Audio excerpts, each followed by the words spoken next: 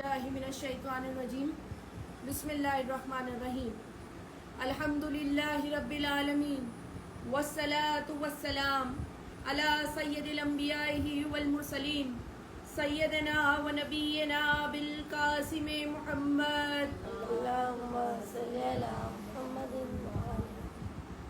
وآلہ طیبین الطاہرین المعصومین المظلومین اللہم صلی علی محمد اما بعد فقد قال اللہ وتعالی فی کتابہ المبین وهو اصدق القائلین وقال اللہ الحق بسم اللہ الرحمن الرحیم انا آتیناک الکوثر فصل لربک وانحر انا شانئک هو الابتر. بے شک ہم نے آپ کو کوثر عطا کی، پس آپ نے اپنے رب کے لیے نماز بجا لاؤ اور قربانی کرو. بے شک تمہارا جو دشمن ہے وہ ابتر ہوگا. رسول اللہ کے زمانے میں جب دین پھیل رہا تھا تب عربوں میں شاعری کا مقابلہ ہوا کرتا تھا.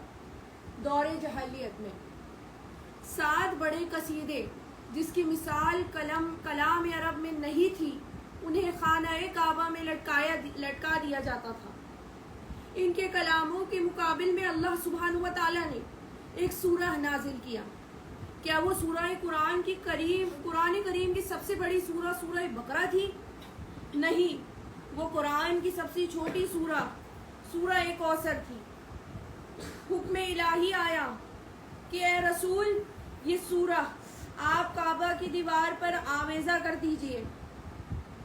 زمانہ جاہلیت سے مقابلہ کرنے کے لیے اللہ نے سورہ بقرہ نازل کیا. سورہ بقرہ نازل نہیں کیا مگر سورہ کوثر اتاری، کیونکہ سورہ بقرہ کی ضرورت ہی نہیں تھی، سورہ کوثر ہی کافی تھی دور جاہلیت سے مقابلہ کرنے کے لیے. اسی طرح میدان کربلا میں یزیدیوں سے مقابلہ کرنے کے لیے امام حسین نے غازی جرار سے تلوار لے لی، کیونکہ یزیدی سوچ سے مقابلہ کرنے کے لیے مولا کا علی اصغر ہی کافی تھا. جناب علی اصغر کی مسکراہٹ ہی کافی تھی شکست یزیدیت کے لیے. مولا حسین علیہ السلام فرماتے تھے مجھے اس گھر سے محبت ہے جس گھر میں سکینہ و رباب ہے. کون ہے وہ رباب؟ جناب علی اصغر کی ماں رباب ہے. مولا کو صرف ان بیویوں سے ہی محبت نہیں تھی بلکہ اس گھر سے بھی محبت تھی جہاں یہ بیویاں موجود تھیں. کیا شان ہے مادر جناب علی اصغر علیہ السلام کی.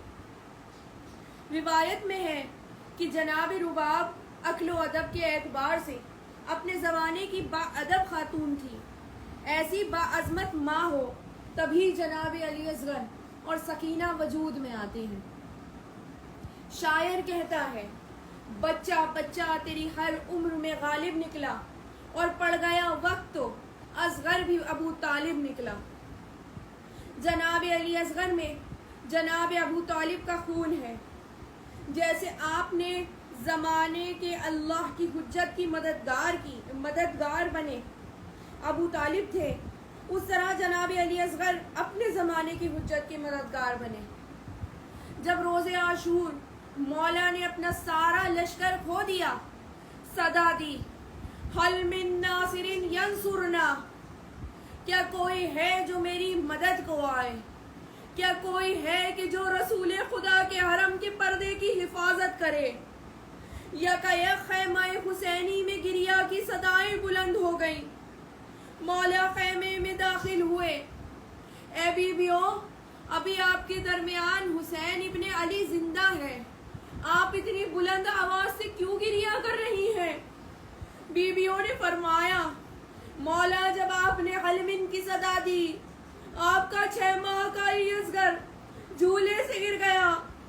مولا نے شہزادے کو گودی میں لیا، آپ نے ایک سفید کپڑے میں شہزادے کو لپیٹا. آپ کو معلوم ہے مولا حسن و حسین دوش نبی کے سوار ہیں. بچپن میں آپ دونوں آپ کے نانا رسول خدا کی پشت پہ چڑھا کرتے تھے.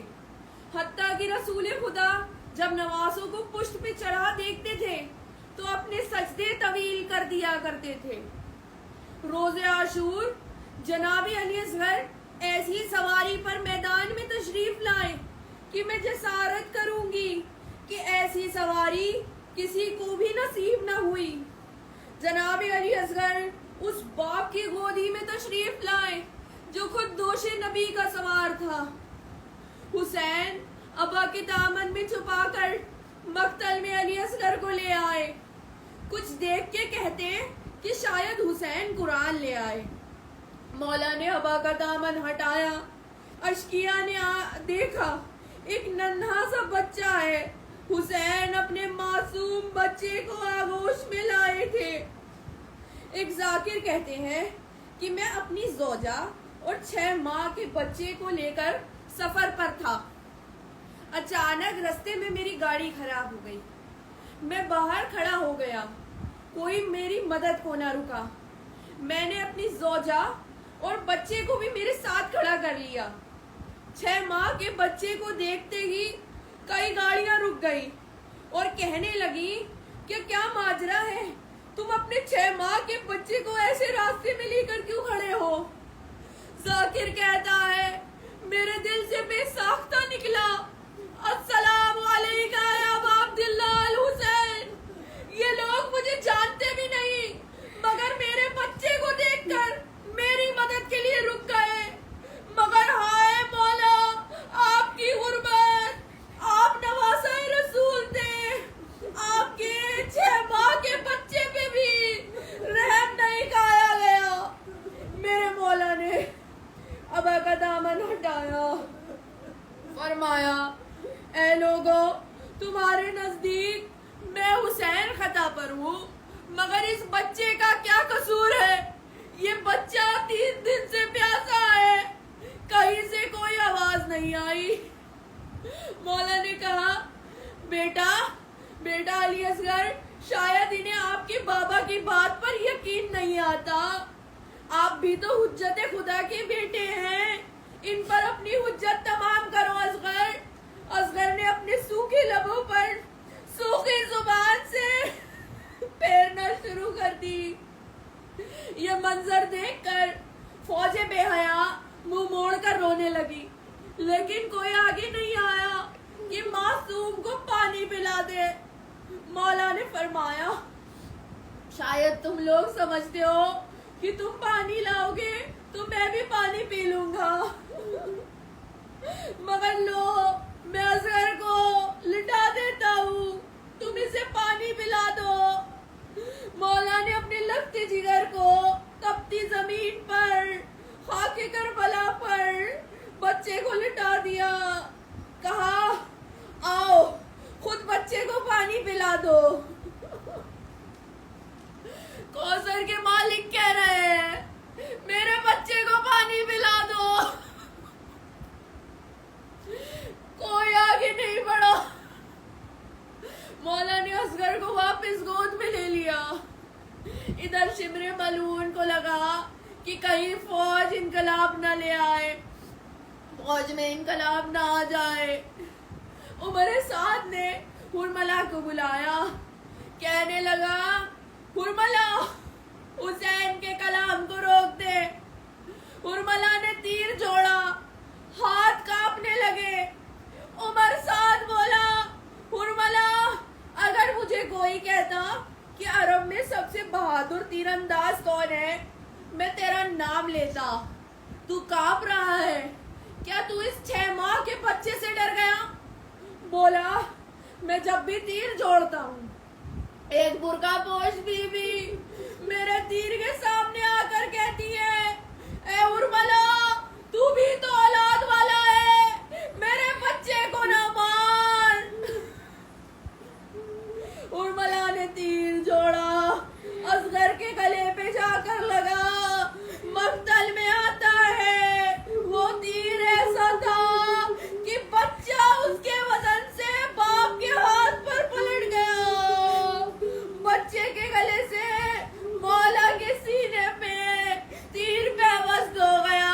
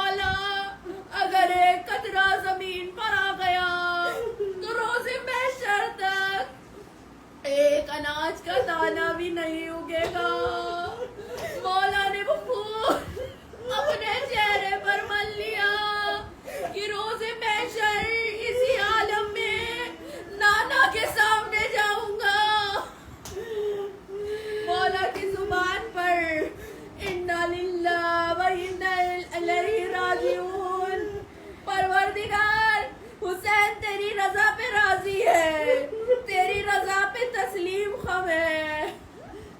7 مرتبہ آگے بڑھے، 7 مرتبہ پیچھے ہٹے. سوچا وہاں خیمے میں ایک ماں ہے، انتظار کر رہی ہے، میرا بچہ پانی پی کر آئے گا. سوچا ماں کیسے برداشت کرے گی. ماں نے لال کی لاشی کو دیکھا، فرمائی یا بنیا، اے میرے اصغر، کیا تجھ جیسا بھی کوئی نہر ہوتا ہے؟ مولا خیمے سے باہر نکلے، ننھی سی لیت کھودی، سپرد خاک کیا اپنے لال کو. مولا نے کسی شہید کو دفن نہیں کیا مگر صرف جناب علی اصغر کو کیا. مولا شاید جانتے تھے کہ شام غریبہ میں میرا لاشا پامال ہوگا. اگر میرا اصغر میرے سینے پر ہوگا، میرے بچے کا لاشا بھی پامال ہو جائے گا. مولا نے اپنے لال کو سپرد خاک کیا. جب شہیدوں کے سر کی گنتی شروع ہوئی، کسی لعین نے کہا میں نے دیکھا تھا حسین ایک چھوٹے سے بچے کو لے کر خیمے کے پیچھے گئے تھے اس کا لاشا دفنانے. نیزے والے تیار ہوئے اور جلے ہوئے خیموں کے پیچھے زمین پر